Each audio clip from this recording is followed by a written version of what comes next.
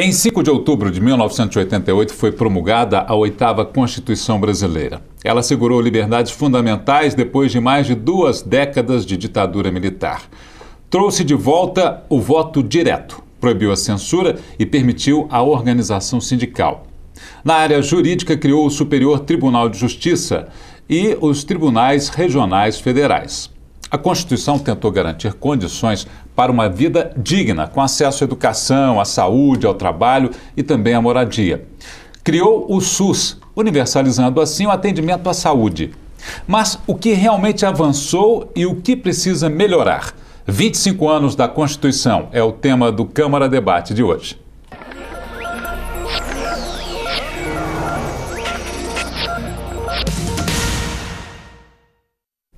Para conversarmos sobre esse assunto, nós convidamos o membro da Comissão de Legislação e Justiça da Câmara Municipal de Belo Horizonte, vereador delegado Edson Moreira.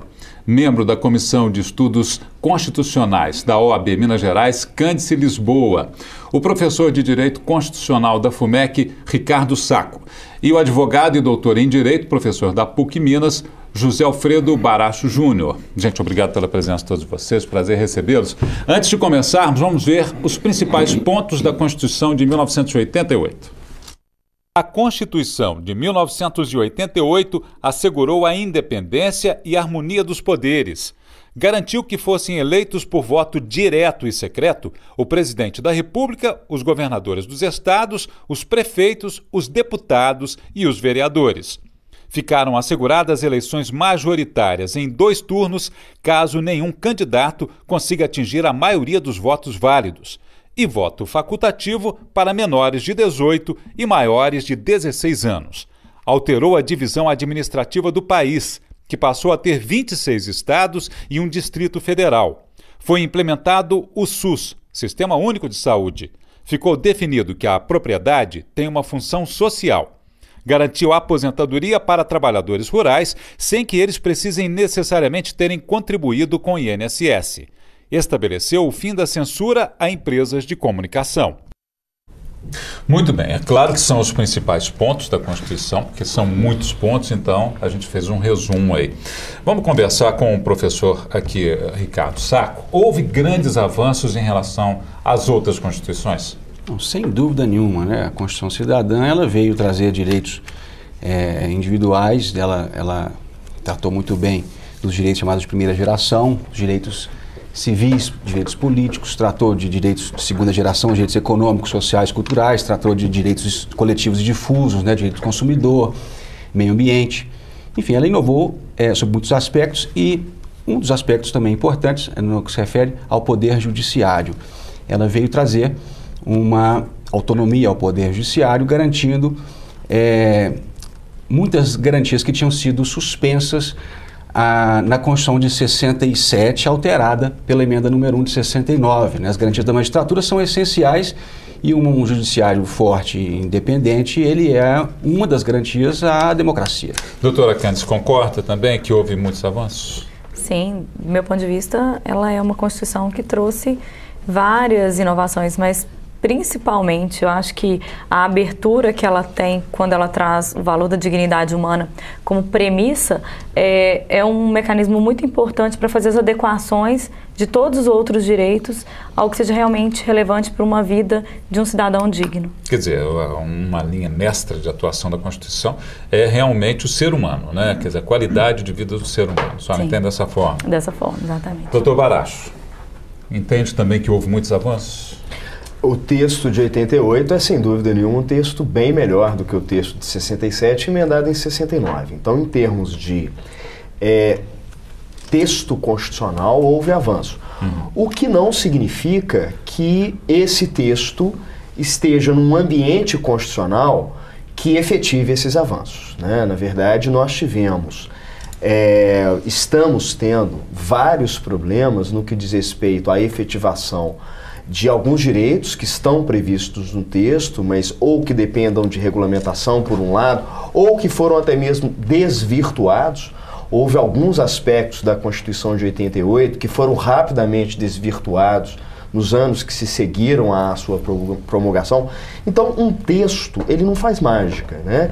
É um texto importante, ele avança em relação a 1967. Agora, o compromisso com esse texto e com a sua efetivação é tão ou mais importante do que a elaboração de uma nova Constituição. Quer dizer, a prática, é o dia a dia que vai determinar isso. É o dia a dia e o compromisso com a Constituição, né? É um compromisso que culturalmente nós no Brasil ainda não temos, né? A Constituição é um documento que retoricamente é uma referência nas relações políticas, nas relações jurídicas, sociais, econômicas, mas é muito mais retórica do que um texto efetivamente aplicado. Vereador, o que o senhor pensa? Eu penso que houve a Constituição de 88 retroagiu com relação a 1946. Porque é o seguinte, a gente tem que considerar que a Constituição de 46, ela teve várias A1, A2, até o AI-5. Por quê? A partir do momento de 64 é que teve a mudança drástica da Constituição de 46. Entrando os atos institucionais, que aí começou a caçar os direitos, conforme foi o período militar. Aí sim, aí veio a emenda da Constituição de 67 e 69, né? Sim. Que chegou até fechar o Congresso, que aconteceu também em 76 com o Geisel, também fechou o Congresso, né? Para mudar algumas coisas. Agora, avançou.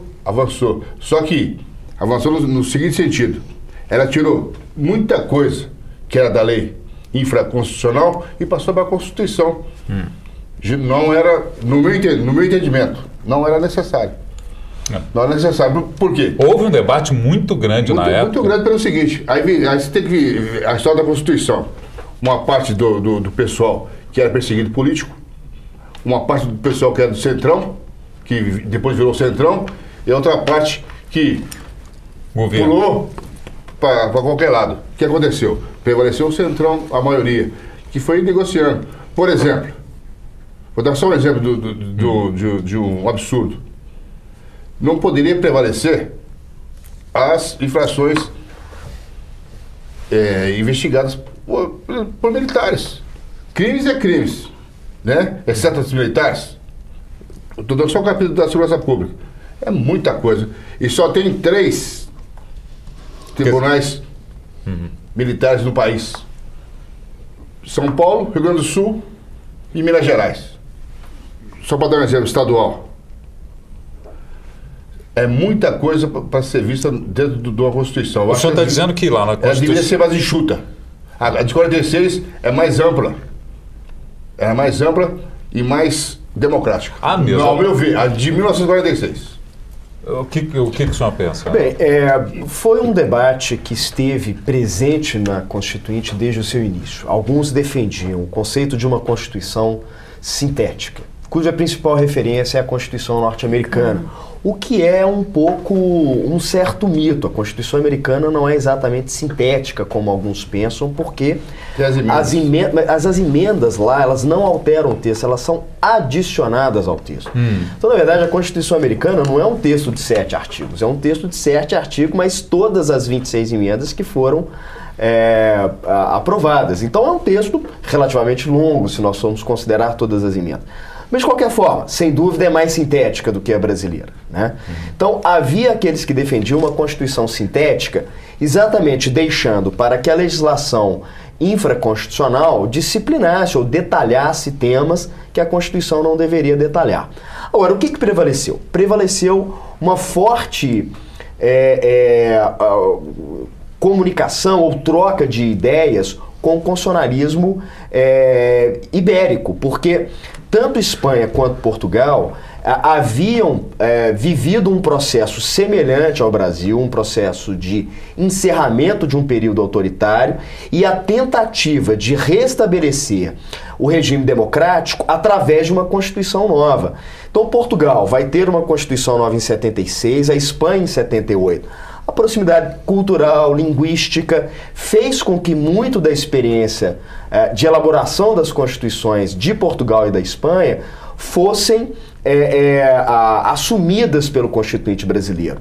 E ao lado disso, eu acho que é importante também destacar, nós tivemos a campanha pelas diretas já em 84, que gerou uma grande mobilização popular. Essa mobilização ela continuou viva com a convocação do Congresso Constituinte. E essa mobilização popular fez com que muitos grupos fossem até a Constituinte. Todos os setores da sociedade brasileira foram ouvidos e estiveram presentes. Houve uma participação muito grande, né? Sem dúvida nenhuma. Então, acho que... E o Congresso se mobilizou na época se também, mobilizou, né? Abriu as suas portas. Eu acho que houve a junção de uma ideia de Constituição analítica com um contexto político que favoreceu essa Constituição ampla, né, muito diversificada. Eu concordo, eu acho que determinados temas deveriam, de fato, né, ser melhor trabalhados na legislação infraconstitucional. Mas nós temos que entender, ao mesmo tempo, o contexto que envolveu a elaboração da nossa Constituição. Bom, nós citamos aqui outras constituições. Vamos ver, então, as principais constituições brasileiras. A primeira Constituição brasileira foi outorgada em 24 de março de 1824 por Dom Pedro I. Ela atribuía ao imperador o posto de chefe supremo do Estado brasileiro. A segunda estabeleceu o voto aberto, mas excluía analfabetos, mulheres e militares de baixa patente. A terceira tinha como principais inovações a introdução do voto secreto, voto feminino e a criação da Justiça do Trabalho. A quarta foi a Constituição do Estado Novo. Ocorreu a centralização de poder para o presidente na chamada Era Vargas. A quinta volta com as liberdades determinadas pela Constituição de 1934, que tinham sido retiradas em 1937. Em 1967, o Congresso Nacional elaborou uma carta constitucional para legalizar os governos militares. A sétima Constituição intensificou a concentração de poder no Executivo, que era dominado pelo Exército, e criou o Ato Institucional número 5, restringindo liberdades individuais. Em 1988, foi criada a Constituição Cidadã.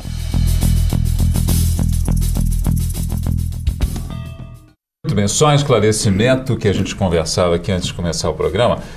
Na verdade, essa Constituição de 1969 é considerada uma emenda à Constituição de 1967. Vamos ouvir o professor Ricardo Sacco. É mais ou menos isso. Perfeito. A Constituição de 69, tecnicamente, ela não existiu. Houve, na verdade, a emenda número 1 à Constituição de 67, que alterou profundamente o texto constitucional, eliminando muitas liberdades e garantias, modificando a estrutura do Estado, mas, em tese, a Constituição foi a mesma. E foi uma Constituição que tirou muito da liberdade democrática, né? O objetivo dela era exatamente esse.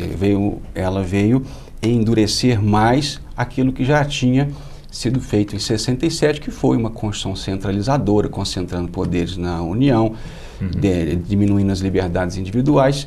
E o que a emenda número 1 fez foi piorar o que já estava já bastante comprometido. Uhum. E na época houve fechamento do Congresso. Isso. Muito bem. Pois não, vereador. O ato institucional número 5 é dezembro de 68. Sim.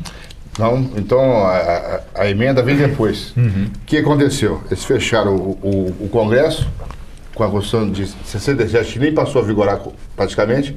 Foi tomada pela de 69, pelo ato que mudou, essa emenda mudou, passou a valer mais que a Constituição, uma aberração jurídica, ao meu ver. Como é a lei 1001 e 1002 também, para mim é uma aberração jurídica, o Código Penal Militar, né? Eu estou dando só um exemplo.